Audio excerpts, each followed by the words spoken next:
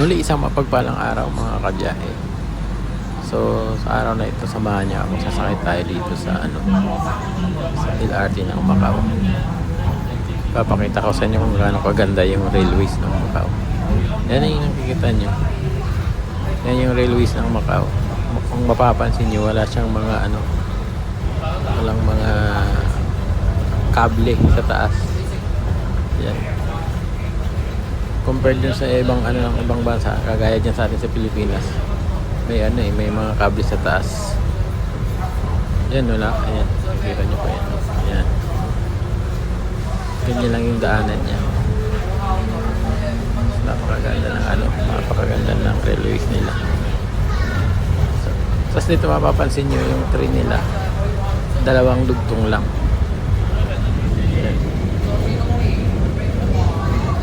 Pero napakabilis.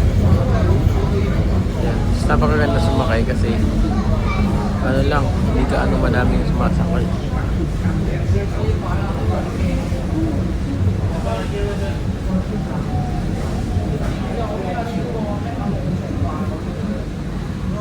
Tsaka napaka-safe kasi pag may harang doon. Tapos synchronize siya pagbukas ng pinto ng tren. Bubukas din yung harang. Ayan.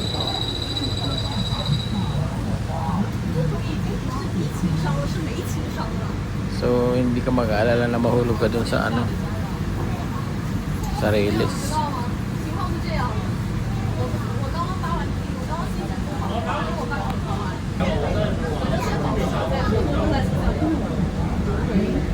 Tsaka napaka-type. Tsaka yung tren dito, mapapansin nyo, wala siyang operator doon sa unahan. Wala siyang operator kahit doon sa hulihan. Hindi kaya diyan sa atin. Yung lumang modelo ng mga tren, parang may may operator o kaya parang driver sa unahan. Dito wala talaga dito.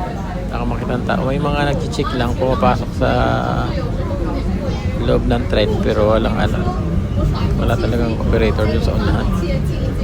Kaya dyan ako nakaupo sa may unahan. Makikita nyo yan.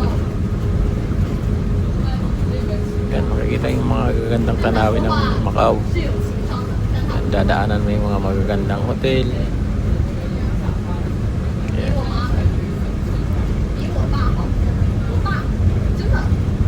Tsaka mura lang yung hindi gaano mahal. Mura lang din yung bayad sa tren. Compared sa Hong Kong, mas mahal pa sa Hong Kong. Dito sa Macau, mura lang yung ng tren.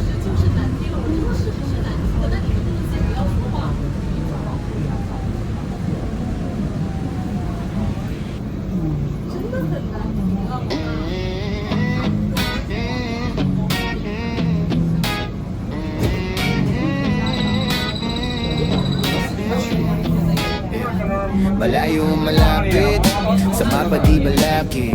Tulad ng alon tuloy lang walang saglit. Mga gulong umiikot, hatak ng hangin. Kalsada ang canvas, kwento yung maanin. Sa biyahe ni Delio, sumama ka dito. Walang atrasan, tuloy-tuloy ang takbo. Sa biyahe ni Delio, kahit saan tayo, daang liko-liko, abot hanggang dulo. Ilat ang butso, usok, abot kalangitan. Mga poste tilaw, tanawin na di maiwan. Kotse rumaragas, ang tila may misyon. Sa bawat ikot, dama ang tensyon. Ano pa hinihintay? Hawak mo ang daan. Sakay na, huwag magpaiwan. Sa biyahe ni Delio, sumama ka dito. Walang atrasan, tuloy-tuloy ang takbo. Sa biyahe ni Delio, kahit saan tayo, daang liko-liko, abot hanggang dulo. Kahit may ulan, kahit may bagyo. Ang biyahe tititigil kahit ano pa to. Tila kidlat, mabilis, walang preno. Yeah. Sa biyahe ni Delio, tuloy ang kwento. Tuloy ang kwento.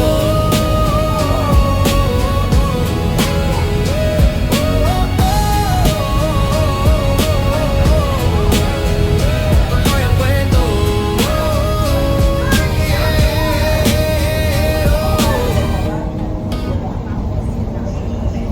真回到飞马湾，双子泉澳洲的即将到达菲亚路。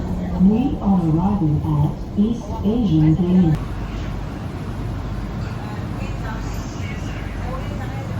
飞轮即將關閉 ，Exporters Roadside， 車輛即將關閉 ，Doors are closing。So yan, dadaanan natin yung MGM Kotay.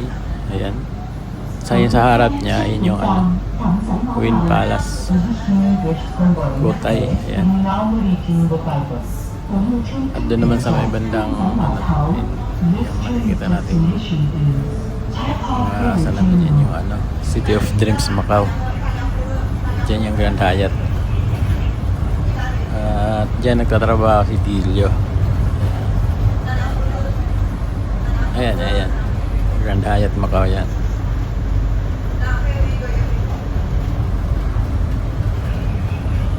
So, napakaganda ng ng Macau. Hindi ka magkasawang umikot. Marami kang pupuntahan. We are arriving at Cotai East。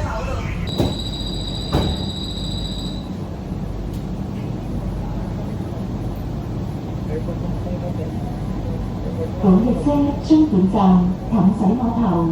Ubusan West Convoy Air Terminal Maritim de Paipas。本列車終點站淡水碼頭。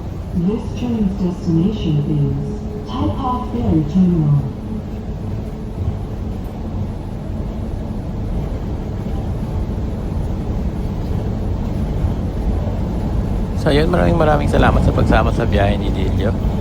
Yan, sa mga susunod na biyahe, sana ang tabayanan nyo. At sa mga hindi pa nag-subscribe, pa-subscribe naman. Pahit na rin ang notification bell para update kayo sa mga biyahe ni Delio. Sa biyahe ni Delio, libre ang pamasahe nyo.